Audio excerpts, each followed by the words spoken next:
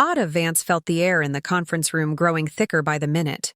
She sat at the long, dark oak table, her tablet in front of her, recording every word Silas Kincaid said. The CEO spoke in a measured tone. "Shipments must be approved by the 15th, he announced, looking around. "No delays. Ada, make a note of that as a separate item." She nodded, but her fingers suddenly felt heavy. The keys on her tablet seemed to drift away. Ada tried to focus, but a pounding started in her temples, and a strange pressure appeared in her chest. "This will pass," she thought. "I just haven't slept enough." Working as the executive assistant to the director of a major logistics company required total dedication. Silas was a demanding leader, but fair. In 3 years, Ada had become an irreplaceable link. But today, something was wrong. She looked up at Silas. He was gesturing toward his sister, Iris, the HR director. Suddenly, the room tilted. Ada pressed herself against the back of her chair. Her heart began to beat in a frenzied rhythm. Her breathing became shallow. "Ada, can you hear me?" Silas's voice sounded miles away. She forced a smile. "I apologize. It is just a little hot. I had better step out for some fresh air." Ada rose, but her legs buckled. She felt the concerned gazes of her colleagues as she stepped into the corridor. Her vision darkened. "I need to go outside," she decided. She grabbed her phone and headed for the elevator. The mirrored walls reflected a face she didn't recognize, pale and exhausted. She walked out of the business center, but the April breeze brought no relief. She barely made it to a bench near a small plaza on Clearwater Way. Ada sank onto the wood, closing her eyes. Her heart continued to pound. "What is happening to me?" She opened her eyes slightly and saw an elderly man leaning over her.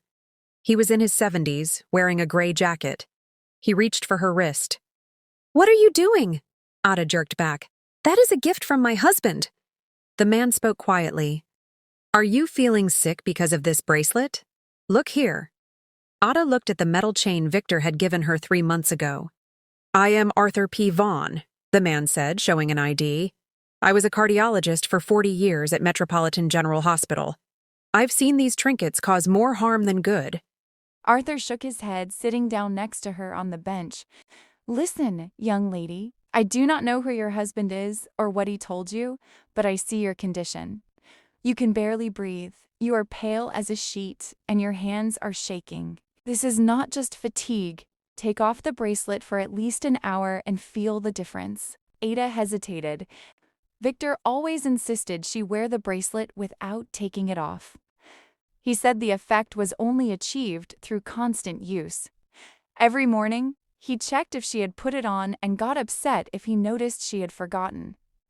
Once, she took it off before a shower and forgot it. Victor noticed and spent an hour explaining how important it was to wear it constantly.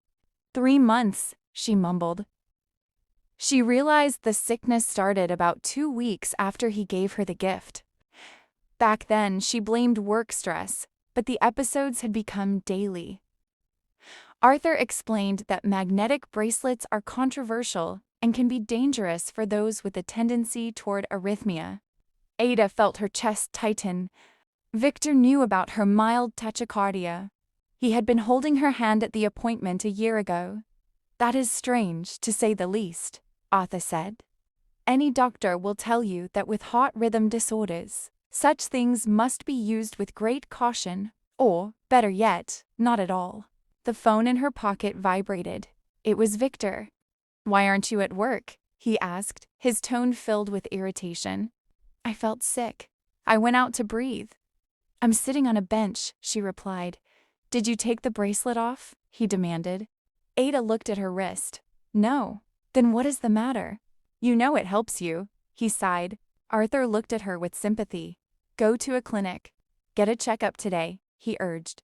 Ada slowly undid the clasp. The metal was warm from her skin. Within a minute, her breathing became a little more even, and the pressure in her chest eased. She hid the bracelet in her pocket and thanked the man. "Health is the only thing that truly belongs to you," he told her. "Do not let anyone manage it for you, even the closest people." Ada sat in her car, staring into the void. The engine was off and silence surrounded her. The bracelet lay in her blazer pocket, yet she kept reaching for her bare wrist out of habit. She remembered the January evening Victor gave it to her. The apartment smelled of apple pie. He had fastened it on her himself, promising it would stabilize her heart rhythm.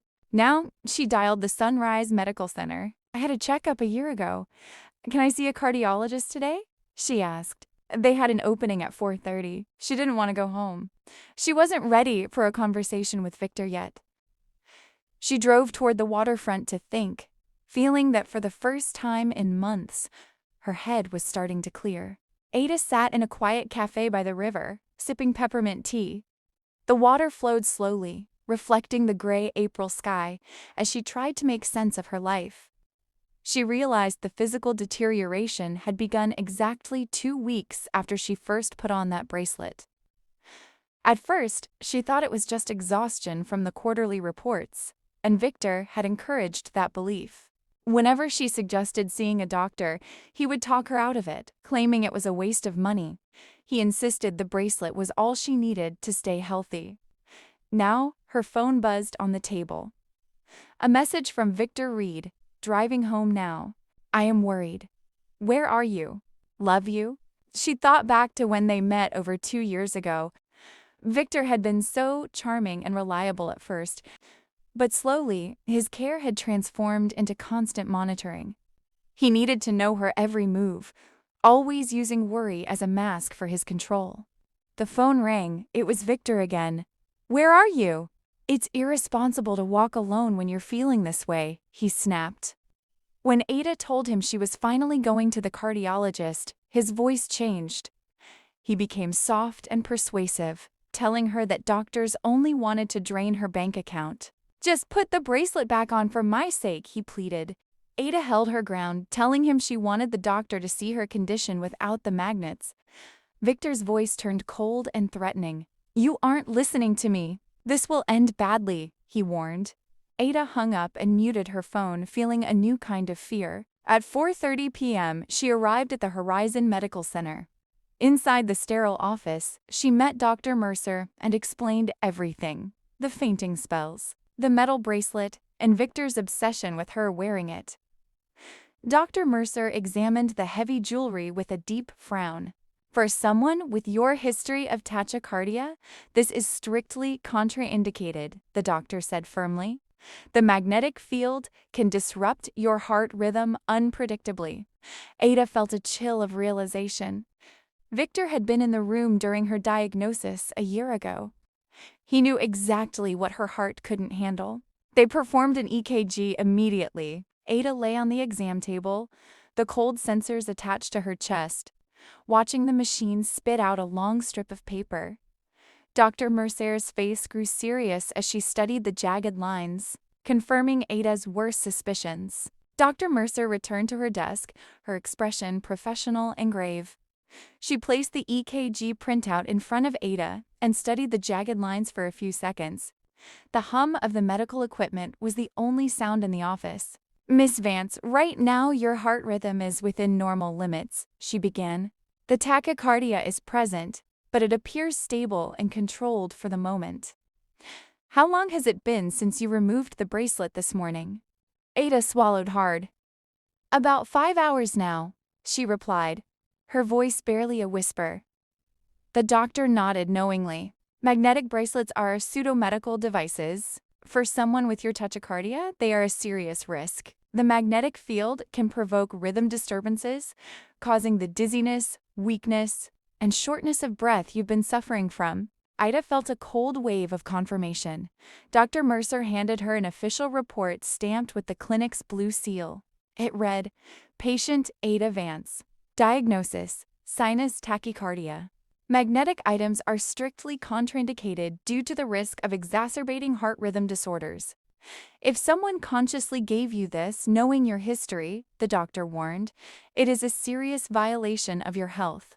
You should consider talking to a lawyer." Outside the Hillcrest Medical Plaza, Ada saw her phone screen was flooded with notifications. There were 17 missed calls and 23 messages from Victor. She sent one cold response. Was at the cardiologist? Driving home. We need to talk.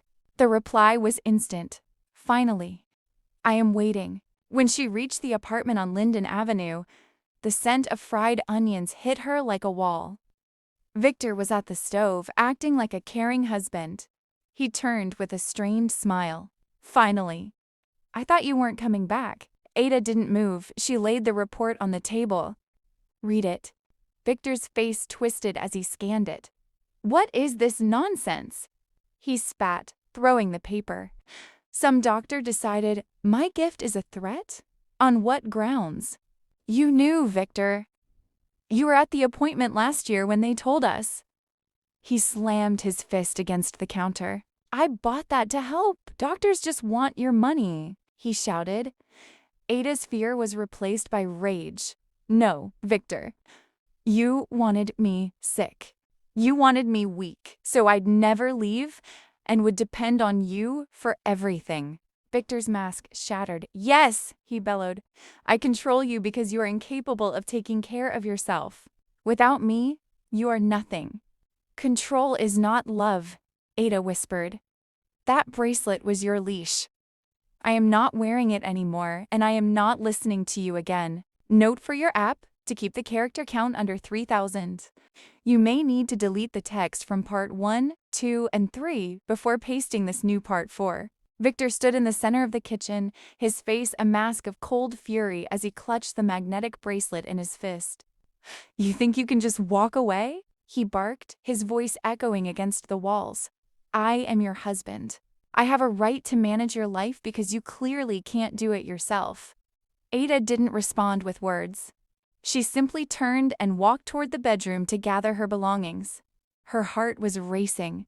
But it wasn't the erratic pulse caused by the magnets. It was the adrenaline of a woman reclaiming her life. She grabbed a gym bag from the back of the closet and began tossing in the essentials, a few changes of clothes, her laptop, and the folder containing her birth certificate and car title. Victor followed her, leaning against the doorframe to block her exit. You aren't going anywhere, Ada. We're going to sit down and talk about this like a normal couple. Normal couples don't poison each other, Victor, she said, her voice dropping to a low, dangerous whisper. Move out of my way. When he didn't budge, she didn't hesitate. She shoved past him with a strength she didn't know she possessed, grabbing her purse from the nightstand. Victor lunged for her arm, his fingers digging into her skin, but she wrenched herself free and bolted for the front door. She didn't stop running until she reached her car in the parking lot. As she sped away from the apartment on Linden Avenue, she saw Victor emerge from the building, shouting her name into the night air. She drove through the city, eventually reaching the quiet, tree-lined streets of Willowbrook, where Iris Kincaid lived. Iris was already on the porch, having received Ada's frantic call 10 minutes earlier. Inside the safety of Iris's home, the reality of the situation finally hit. This is abuse, Ada, Iris said softly, handing her a cup of herbal tea. It's psychological violence, and he used your health as a weapon to keep you small. That night, Ada slept in the guest room, a space that smelled of lavender and peace. On Saturday morning, she woke up to find 27 missed calls from an unknown number. Victor was already trying to find a way around the block she had placed on his primary phone line. She deleted the messages without reading them and blocked the new number immediately. Iris sat with her at breakfast, providing the contact information for a trusted family lawyer, Eleanor Tate, who specialized in difficult separations. You aren't alone, Iris promised, her voice firm and steady. We are going to make sure he never controls a single breath you take ever again. On Monday morning, Ada arrived at the office of Eleanor Tate, located in the professional district of Meridian Square. The office was calm, filled with the scent of old paper and expensive coffee. Eleanor was a woman in her 50s with a voice that radiated both authority and kindness. Ida laid everything out on the table: the medical reports, the list of incidents she had documented, and the magnetic bracelet itself. Eleanor listened intently, her pen flying across a legal pad as she noted every detail of Victor's control. Ada, what you've described is a textbook case of psychological domestic abuse, Eleanor said, looking her in the eye. Using a medical condition to manufacture dependency is a very serious matter. The report from Horizon Medical Center is a powerful piece of evidence. They spent the hour drafting the initial petition for divorce. Eleanor explained the process, filing for irreconcilable differences while using the medical evidence to ensure Ada's safety. We will request a temporary restraining order if he continues to stalk or threaten you, Eleanor added firmly. As Ada left the office, she felt a profound sense of relief. She finally had a professional team on her side. However, the peace was short-lived. As she reached her car, her phone rang from another unknown number. This time, she answered, wanting to end the cycle. Ada, please! Victor's voice sounded broken, almost sobbing. I realized I was wrong. I was just so afraid of losing you that I went too far. Let's just meet for dinner and talk about this calmly. I'll throw the bracelet away, I promise. It's too late for that, Victor, Ada said, her voice like steel. I have already met with a lawyer. I am filing for divorce. Do not contact me again. The transformation in Victor's voice was instantaneous. The sobbing stopped, replaced by a low, guttural snarl. You think you can just leave? I made you, Ada. I will make sure you lose your job. I will tell everyone you've lost your mind. You will regret the day you turned your back on me. Ada didn't argue. She simply hung up and immediately called Eleanor to report the threat. She drove back to Willowbrook, knowing that while the path ahead would be difficult, she was finally breathing air that didn't belong to Victor. The court hearing was scheduled for May 10th, a bright spring morning when the city was finally beginning to bloom. Ada woke up early in her guest room at Iris's house, feeling a mixture of intense nausea and a strange, quiet strength. Everything she had endured over the last 3 years, the subtle comments, the monitoring of her schedule, and the physical toll of the magnetic bracelet, was leading to this one moment in front of us. Judge at the Lexington Justice Center. Iris stood in the kitchen, offering a supportive smile and a cup of tea. You've got the truth on your side, Ada. Just hold on to that. Ada arrived at the courthouse 20 minutes early, meeting Eleanor Tate near the stone columns of the entrance. Eleanor looked impeccably professional, clutching a thick folder that contained Ada's entire medical history and the recordings of Victor's threats. We are ready, Eleanor whispered as they walked into the wood-paneled courtroom. Victor was already there, sitting on the right side of the room with a lawyer who looked expensive and disinterested. Victor wore a dark suit and a curated expression of hurt and confusion, playing the role of the abandoned husband to perfection. When the judge entered, the air in the room seemed to sharpen. Eleanor rose first, her voice clear and unwavering. Your Honor, we are seeking a dissolution of marriage based on psychological abuse and evidence of actual physical harm. She presented the reports from Horizon Medical Center, showing that Victor had been present during Ada's initial heart diagnoses. She then played the recording Ada had made of his final threats. The sound of Victor's snarling voice filled the quiet room. I will make sure you lose your job. You will regret the day you turned your back on me. The judge's expression remained stony as she listened, her eyes occasionally flicking toward Victor. Victor's lawyer tried to argue that it was all a misunderstanding. My client is not a doctor, he claimed. He bought the bracelet out of love, thinking it would help her. The words on that recording were simply the cries of a man in pain, not a true threat. But the judge wasn't moved. She looked at the log from the cardiology clinic, proving Victor had heard the warnings a year ago. She then turned her gaze to Ada, who sat with her back straight, breathing clearly and deeply for the first time in years. The evidence is clear, the judge finally spoke, her voice echoing through the hall. This goes far beyond a mistake. It is a documented pattern of control and endangerment. She returned to work in mid-June. Silas Kincaid greeted her warmly, shaking her hand firmly. Glad to see you back in the ranks, Ada. I hope you are feeling well. Yes, thank you. I am ready to work. Iris hugged her maternally. If you need anything, reach out. You know where to find me. Colleagues congratulated her on her return without asking unnecessary questions. Everyone understood she had gone through something heavy and respected her choice not to spread details.